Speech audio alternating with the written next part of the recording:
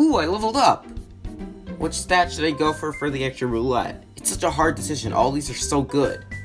In this footage, they go for power. Well, was that the right decision? In this video, I'm going to be ranking the top 5 stats and partners in time. I mean, well, there is only 5, so I guess we're ranking them.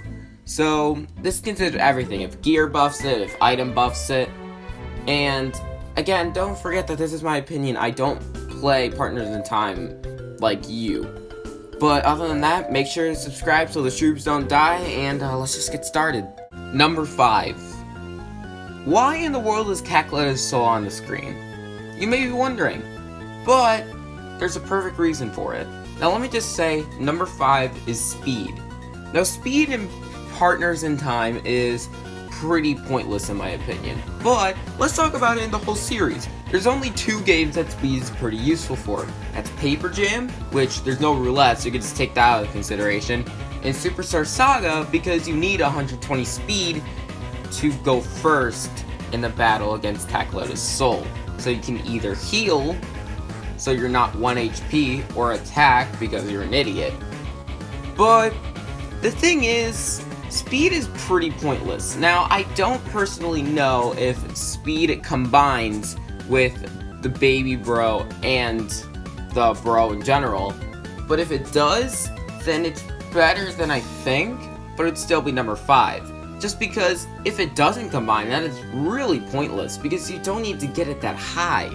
You might as well just focus on other stats at that point, which makes it a little bit more pointless. So yeah, speed, it's not a bad stat to have, it's not like detrimental, but there's also stuff like blue peppers, which they're pretty pointless again, but if you have low speed, you might as well go for it, right? Number 4. Now you may be wondering why Elder Princess Shroob is on the screen. This time I have no idea why. I just didn't know what to put here. But number 4 is HP. Now the thing about HP is that it's very useful to have, but I think that defense is better to have than HP. And you get way more HP than defense a lot of the time, so it's perfect. And the main thing about it as well is HP really only takes an effect when the bros and the babies are separated. So it doesn't really matter if you have a better HP normally than your defense, just because only the bros are gonna need a good HP because they're together most of the time. Other than that, you really don't need good HP at all for any of the babies, which is one big problem I have with it. Number 3.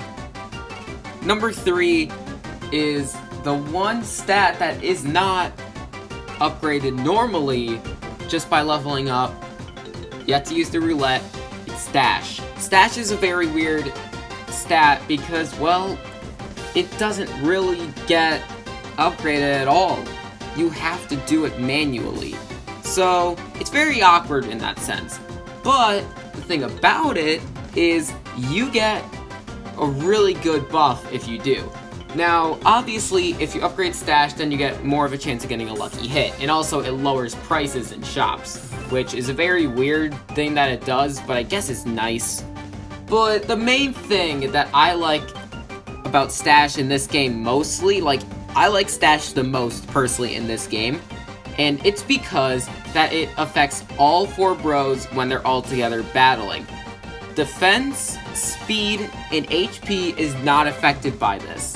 So that's a big problem. You can't use all 5 of the stats at the same time. They don't combine. Only power and Stash does.